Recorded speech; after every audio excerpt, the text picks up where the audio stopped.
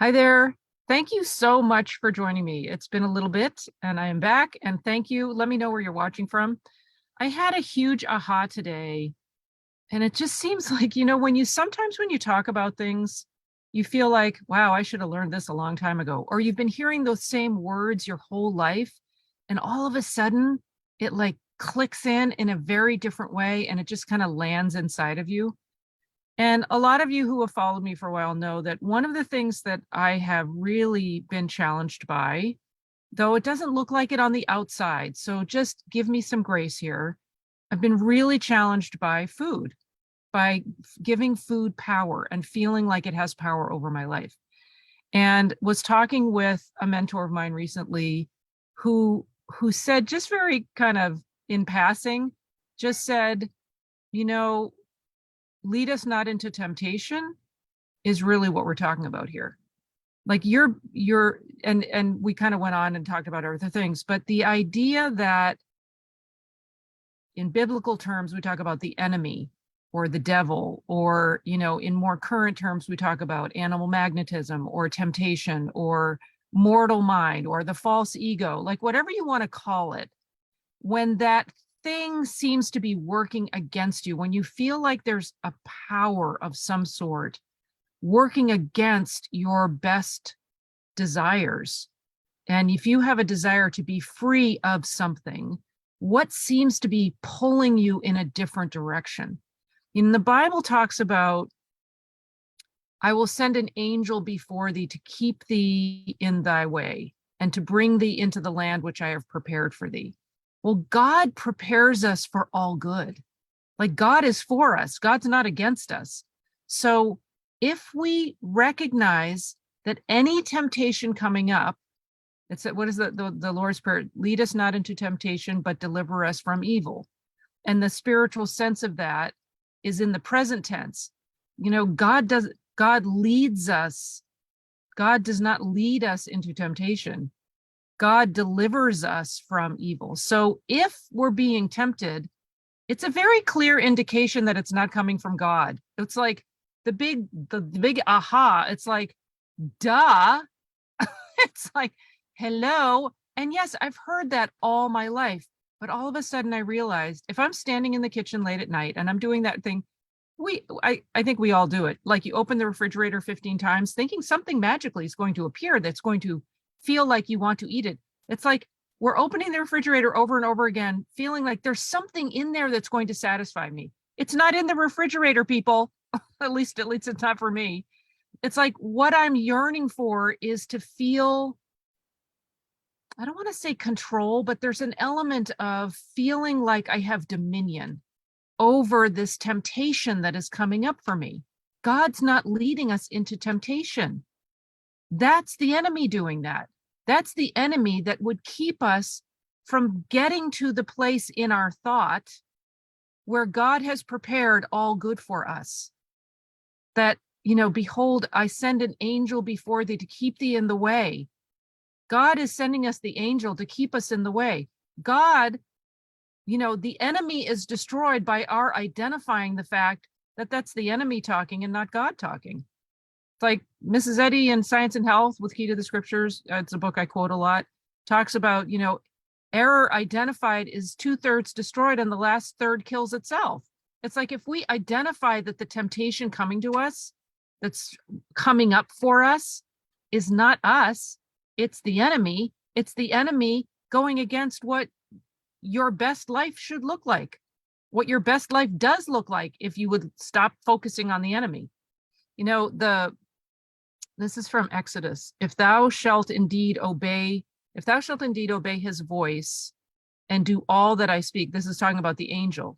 If you do all that the angel is telling you and obey his voice and act in that way, do what the angel is telling you, do what the good thought is telling you. If you're standing in front of the refrigerator, and it's not always about food, it's about whatever it is in your life. What is it in your life that is the equivalent of you standing there looking at the temptation over and over and over again, instead of recognizing, oh, this is the enemy. And God delivers us from the enemy. It's in 1 Samuel. God hath delivered thine enemy into thine hand. and he delivered me from the strong enemy. That's they're both in Samuel. One's First Samuel, one's Second Samuel. But if God has delivered the enemy into your hand, recognize that when you're being tempted, you're being shown what the enemy is, like very clearly. And are you willing to, in that moment, understand that that's not your thinking? That's not you. God doesn't lead us into temptation. God delivers the temptation to us so we can recognize it as a temptation, and that destroys it. So that's actually a good way of saying it. God's delivering the temptation to us so it's being exposed and we can see it for what it is. It has no power. So God delivers us from temptation. God delivers us from sin, sickness, disease, death. Lead us not into temptation, but deliver us. I can't even deliver us from evil. And the spiritual interpretation that Mrs. Eddy has in Science and Health, God leadeth us not into temptation, but delivereth us from sin, disease, and death. Like, put it in the present tense. So in the very present moment, when you feel tempted to think less of yourself, or to think that things are going badly, or to think that there's something against you instead of for you, recognize that that temptation is being delivered to you to see it for what it is. See it as a temptation. It's like, that's the thing that's keeping me from experiencing my best life. That's the very thing that's getting in my path and is the enemy. It's the enemy to my best life. It's the enemy to my clearest view of my true self. It's the enemy to me seeing the progress in my life that is right before me. There's all possibility available to us.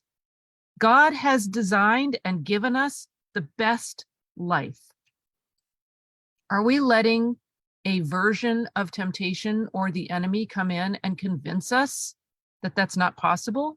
Convince us that we have these health issues that are limiting us? God can deliver us and does deliver us from the temptation to think that that is who we really are.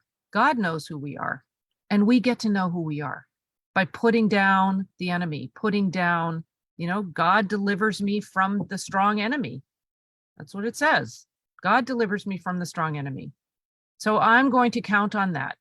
And I'm going to count on being strong in God, being strong in love, being strong in truth, being strong in divine life, to overcome whatever is coming up in my life, to see that God's on my side, I'm on God's side, and God is putting down the enemy. As long as I'm not agreeing with the enemy and becoming a house divided. Don't agree with the enemy. Don't fall into the temptation to think that you are less than and that has power. The enemy has no power. And we get to recognize that and stand really strong in God and say, I see you. I see you, enemy. I'm not afraid of you. I'm not being tempted to get into an argument with you. I'm not being tempted to fall into the behavior that you're suggesting is who I am when it's not true. I'm siding with God. So anyway, that was my big aha. Lead us not into temptation. So if I am being tempted, it's not God talking. And I know that phrase, like I've heard that phrase all my life. But now I get it. It's like, oh, okay. Anyway, I'm going on. Oh, I need to let you know, because you guys are not in, some of you are, but a lot of you are not in my sort of This Choice Matters community. That's the membership part. So you may not know about this.